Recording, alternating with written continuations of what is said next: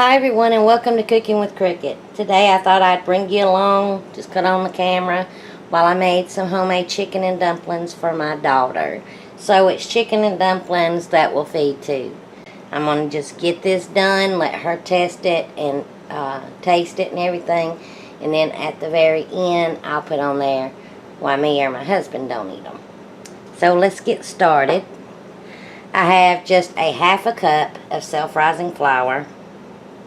Because remember, I'm not making a lot of dumplings. I used to make chicken and dumplings all the time because my grandmother loved them.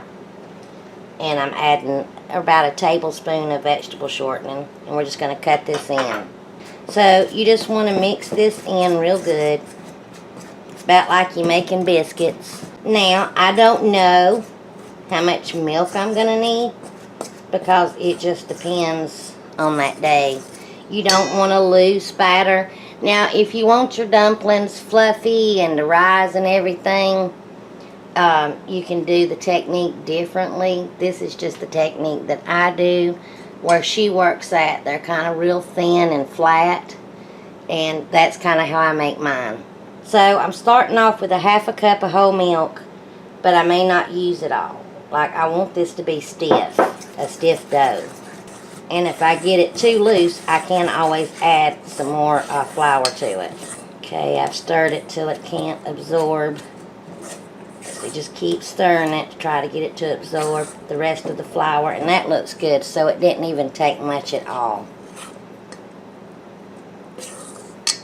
And so I'm going to let this rest for a minute. I'm just going to wrap it up in some plastic wrap and actually put it in my refrigerator.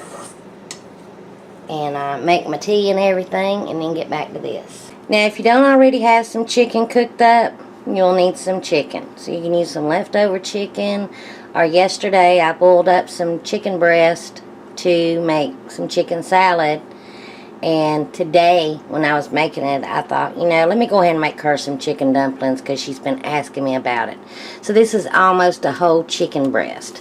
And had I thought about it yesterday, I would have saved some of that liquid that I cooked my chicken in. So I just kind of shredded it up. And I have two 14.5-ounce cans of chicken broth. And I'm cooking it in my big, wide cook pan, whatever you call them. Just to give it a lot of room for the dumplings to cook and everything. And I am going to fill this can up with water. We want to get this heating up. Now I'm going to add just a little bit of kosher salt because that chicken broth has a lot of salt, even though I bought the less sodium. And you want to add some pepper, black pepper. And on my paprika, it's really just for color. I'm just going to add a little sprinkling. Probably just 1/8 of a teaspoon. And with my onion powder, I'm going to add almost 1/4 teaspoon. And the same amount with my garlic powder. You know, almost 1/4 teaspoon. Just 1/8 of a teaspoon. And of course I have to have my dried parsley. And it will make it look pretty. Now, on my thyme, I'm not going to add a lot of it. You just want enough of it where you can't really tell it's in there, but you can kind of taste something good in there. So just a good pinch because you don't want it to be strong. And you don't have to add chives, but I happen to have some dehydrated chives.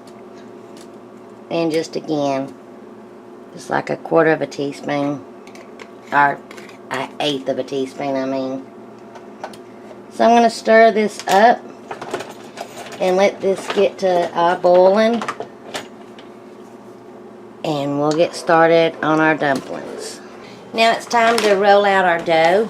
And I have just some plastic wrap on my table. Kind of helps with easy cleanup too. I've cleaned my table and all real good too. So, and you don't have to worry about using too much flour with these. Flour my rolling pin, and I'm going to roll mine as thin as I can. Remember, you don't have to do that. You can pinch off little bits of this dough and put it in there. You can make it any way.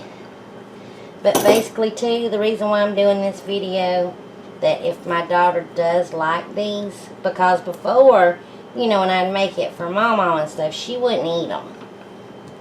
It took her trying them at her work. So I'm doing this video, so if she likes them and she wants to make them, then she can. Okay, that's pretty thin. And now, just going to cut them up in little strips. Cut this border off just so my strips can be pretty. And I'm going to make them little. You can make them as big as you like, as little as you like. But if I do eat dumplings, if I do, and when I was little, sometimes that's all we had to eat, this is how I like them. And using a pizza cutter makes this process easy. Now I have me a piece of wax paper. I'm going to sprinkle a little flour on there. And just going to kind of pick up my pieces of dough and just put them on there just for easy transport. Okay, I'm on medium high and it's boiling. Not boiling crazy, but it is boiling. So I'm just going to pick up a handful of my dumplings and just start dropping them in there. I'll drop this handful, give it a stir, and then drop some more. Let me finish adding the dumpling part and then I'll bring you back.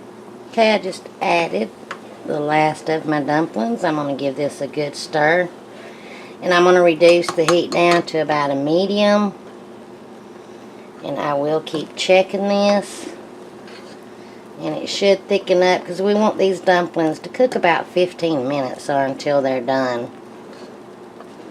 And you can tell when they're done. Alright, I'll bring you back in about 15 minutes. Okay, I hope you can tell the difference of how it looks from when I first put the dumplings in there. And the broth is good and thickened up. And they will kind of turn like a different, like, I don't know, kind of get a little darker in color maybe, that you can tell they're cooked all the way through. And you can always try them. Now, I could make myself eat the potato and dumplings. Of course, I kind of picked out the potatoes, but that was Mama's favorite too. So, my daughter should be getting home any minute now. This is a total surprise for her. And I'm going to just turn the heat off, remove it, and cover it to keep it warm. And when she gets here, she can fix her up a bowl and try it for us. Okay, my daughter is finally home from work. And this really is enough for one. That's a good serving. And there may be a half a bowl more to fill this up. So, if she gets full on this, she'll have her enough left over to warm up as another meal. So, Nikki, you ready to try it?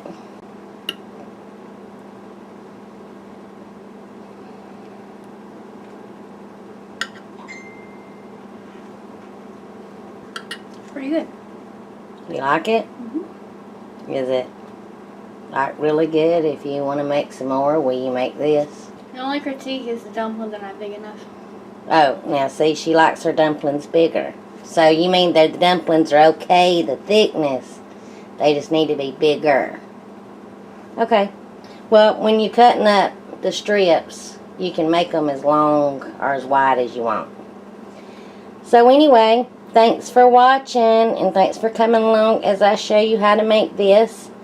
If you like this video, please give me a thumbs up, comment, because I love hearing from you. And until my next video, I hope you enjoy.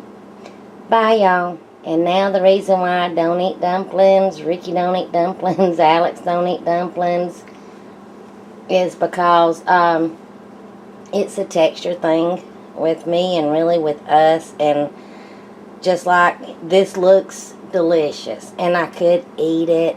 And I can kind of eat the dumplings that I make. Ricky won't even touch it.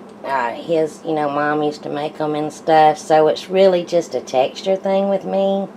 I just, no matter how good it looks, I just can't. So anyway, that's why. But I can cook some. Bye, y'all.